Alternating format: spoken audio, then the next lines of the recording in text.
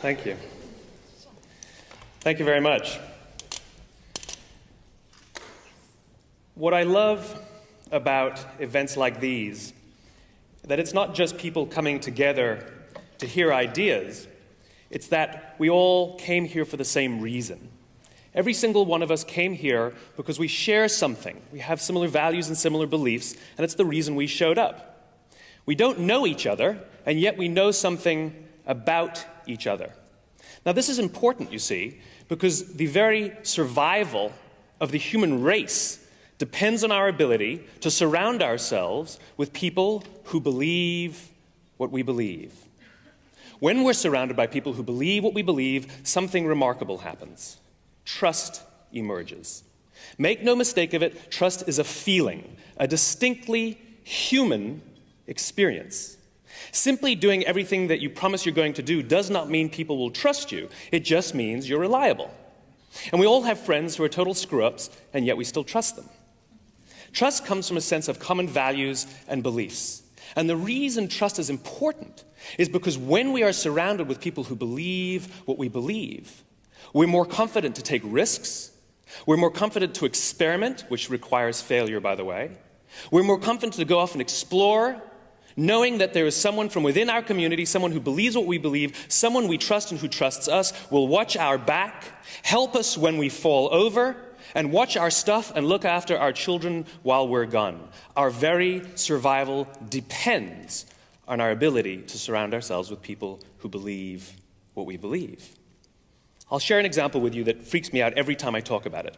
What's our most valuable possession on the planet? Our children, right? Our most valuable possession on the planet are our children. So let's game out a scenario. Let's imagine we want to go on a date. So we require a babysitter. We have two options. Option number one, there's a 16-year-old from just down the street from within the community with barely, if any, babysitting experience. There's a 32-year-old who just moved into the neighborhood, we don't know from where, but she's got 10 years of babysitting experience. Who do we choose? The 16-year-old. Think about that for a second. We'd rather trust our children, our most valuable possession on the planet, with somebody from within our community with no experience, over somebody with vast amounts of experience, but we have no idea where they're from or what they believe. Then why do we do it differently at work? Why are we so preoccupied with someone's resume and where they've worked and what they've done for our competition, and yet we never think to consider what they believe, where they're from? How can we trust them? How can they trust us?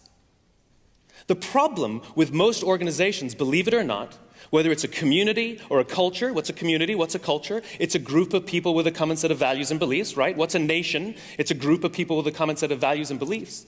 And the single biggest challenge that any culture or any organization will ever face is its own success. When an organization is founded, all organizations are founded on the same basic principles. There's some sort of measurement. It's often money, but it can be anything. And then there's time. And when an organization is founded, what they do and why they do it are inextricably linked. There are usually some founder or some small group of founders that are able to put their vision into words, and their passion inspires others to come and join them in pursuit of something greater than all of themselves. And they trust their guts, and off they go, and it's an amazing experience. The problem is, as they grow, as what they do becomes more successful, they can no longer rely on themselves. They have to now hire somebody who hires somebody who hires somebody who hires somebody who hires somebody who has to make a decision. Based on what? And what they do starts to grow, that metric. The problem is, why they do it starts to go fuzzy. And this is the biggest single challenge any organization will face. It's this thing right here, the thing that I call the split. Symptoms of the split inside an organization are when stress goes up and passion goes down. Symptoms of a split are things like when the old-timers, the people who were there from the founding, from the beginning, start saying things like, it's not like it used to be. It doesn't feel the same anymore. They can't quite put it into words, but they know it's not the same. Even though the organization might be more successful than it ever was in the past, it's just not the same. Other symptoms are when the organization starts focusing more on what the competition is doing and worrying less about what they are doing. When they start asking outsiders, who should we be? How should we talk to you? At the beginning, they never asked anybody. They ran on their own passion and their own energy. This is what happened in such organizations like Apple. In 1985, Steve Jobs left Apple, and the company went like this, and Steve Jobs came back. And Howard Schultz left Starbucks, and Howard Schultz had to come back. And Michael Dell left Dell, and Dell had to come back. Now, whether they're clear on their own whys now or not is yet to be seen. But the point is that these founders, these visionary guys, physically embody the reason, the cause around which people showed up in the first place. And it reminds them why they come to work. Now, my fear is that one of my favorite organizations, an organization that I love, may be going through a split. United States of America, maybe you've heard of it. It's important to study America because, like a lot of things that happen in America, everything there is exaggerated. So we can learn a lot from them and hopefully learn things that we can apply to ourselves. Something started to happen in 1947 that embodies this idea here. My grandparents' generation was called the greatest generation. That's what we call them, the greatest generation. Because here was a generation that went off to war to fight this great evil, and everybody was united and unified in some sense of common cause and purpose and belief, and trust was at an all-time high. Even those who didn't go off to war, they were back and they were buying war bonds, and everybody was one. And there are stories of young men who would commit suicide. They'd shoot themselves when they didn't get called to action. We call them the greatest generation. What do I get? I'm Gen X. The unknown variable. They get the greatest generation, I get X. My parents are called the boomers. Why? Because their parents were doing it when they came back from war. They get the greatest generation. This sense of purpose, this sense of cause, this sense of why. But then they came back from war, and most of them had grown up during the Depression, and they wanted to now experience life a little bit. They wanted to buy some stuff and sort of, care about themselves a little more. They'd been giving so much their entire lives. And so the 1950s came. And the 1950s were defined by responsibility, going out there and giving the same kind of loyalty to your company as you gave to your country or to the cause. And we know what the 50s were like. Everybody gave and you devoted your life to the company. The problem is, as we started to become more affluent and the wealth of the country started to grow, that sense of purpose and that sense of cause and that sense of fulfillment and that sense of trust and that sense of happiness didn't grow with it. And this is bad, this is confusing. And so the 1960s, we responded to it. And we thought, well, this responsibility thing didn't work, so let's try irresponsibility. And the hippie movement was born, right? And the reason the whole hippie movement could exist in the first place is because the country was wealthier, so we could afford for people to drop off the grid, and our parents were wealthier, they were more affluent, so they could pay for us to do it. But we didn't get that sense of fulfillment. And so the pendulum swung again. And then we had the 1970s, the me generation, defined about looking out for your own happiness. And everybody had to have a guru, and it started to become very, very selfish.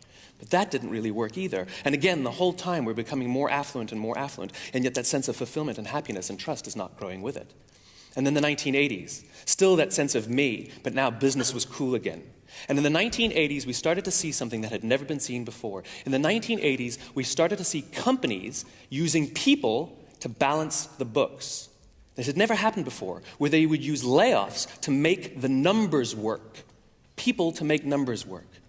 And then the 1990s came about, and .com, about the most selfish behavior you could find. Everyone wanted to get rich regardless of anything else. And again, the split continues.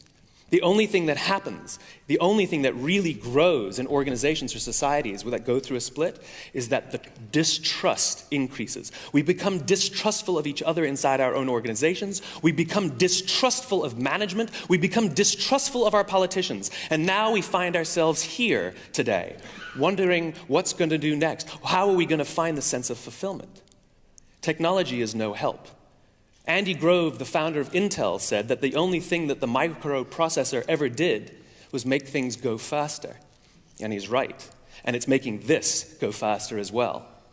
Don't forget, technology is absolutely fantastic for the exchange of information and the exchange of ideas. Technology is absolutely wonderful for speeding transactions. It's wonderful for resourcing and finding people, but it is terrible for creating human connections. You cannot form trust through the internet. There's something called a mirror neuron, which they've recently discovered. That's one of the things that contributes to how people relate to each other and how we empathize. It's the feeling you get. It's the same part of the brain that lights up. They did these pictures where they did MRIs. They gave people a picture of someone smiling. And then in our own brains, when we see someone smiling, the same part of the brain lights up when we smile. It's what creates empathy. And it's necessary to create trust. Again, this very human bond. This is the reason why the video conference will never replace the business trip. You can't get a good gut feeling over a video conference. And I'm a big fan of the blogosphere. The bloggers think that the internet is the end-all, be-all of the world. Then explain to me why once a year, 20,000 bloggers descend on Las Vegas for a huge, big convention. Why didn't they just do it online? It's because nothing replaces human contact. It's the difference between leadership and authority. Leadership tells us why we're here in the first place. They remind us why we came here. Authority tells us what to do or tells us what goal to achieve. In the 1960s, Stanley Milgram did an experiment that we consider now quite unethical, but the results were remarkable. He invited two people to come to his laboratory. Someone who played the role of the teacher, a volunteer, and someone who played the role of the student, who was actually a scientist pretending to be a volunteer. They told the teacher to sit in front of a counter that had a button and a dial. And they said that they were going to ask some questions of the student. And if the student answered the wrong question or refused to answer, the teacher was to press the button and administer an electric shock. And after each shock, they were to turn up the dial one notch. And the notch said, mild, medium, slightly painful, slightly more painful, very painful. And eventually, it went red and said XXX. And what happened was there was only really one electric shock administered throughout the whole experiment. And it was a small shock administered to the teachers so they could see what it felt like. And so the experiment would progress, and the questions would be asked, and the teacher would press the button, and the scientist pretending to be the student would pretend to get an electric shock. What ended up happening was that when the student could see and hear when the teacher could see and hear the student, they would scream. He couldn't go very far before he quit. He said, I can't do this anymore. I'm hurting the guy. And he would quit the experiment. When he could see him but not hear him, he could go further but still not very far before he quit. And the authority figure would stand over him every time he would say, but I'm hurting the guy. The authority figure would say, it's imperative that the experiment goes on. And they would say over and over and over in their heads, the experiment must go on. They'd say it out loud, the experiment must go on.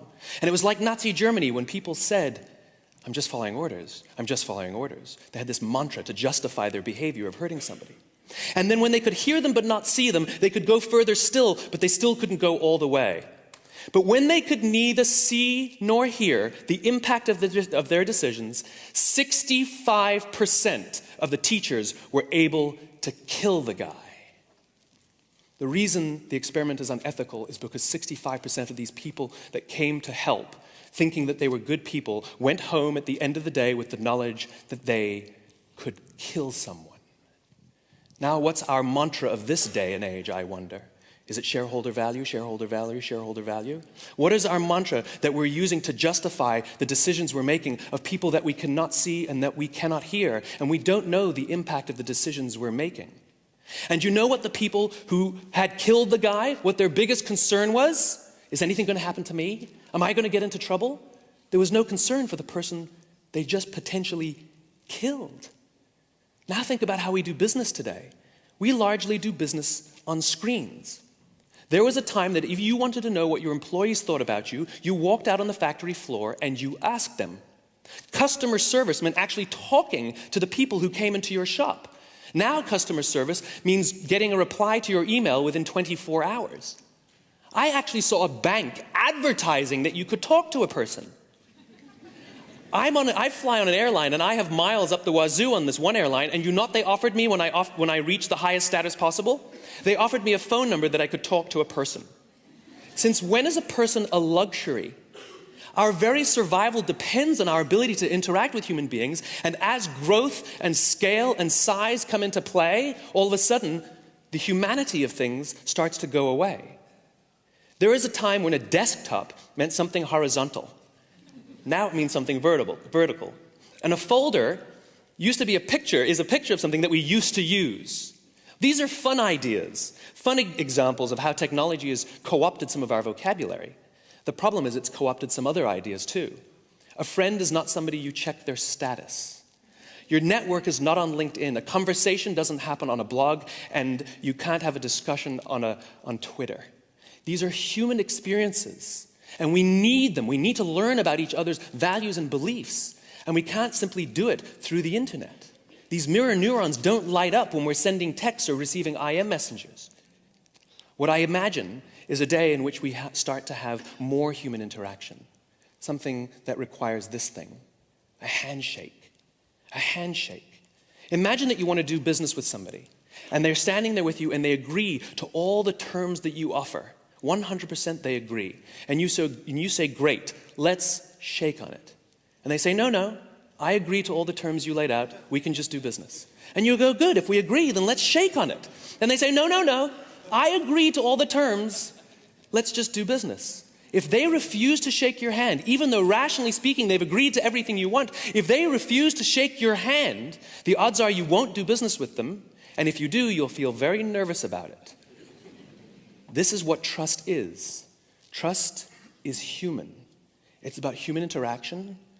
It's about real conversations. What we need is more handshake conversations. What we need is more handshake discussion, more handshake debate, more handshake friends, more handshake leadership. If we don't, then we continue to go through this, and we will not find our own sense of fulfillment and happiness and inspiration. It requires being amongst people who believe what we believe. Thank you very much. Thank you very much. Thank you.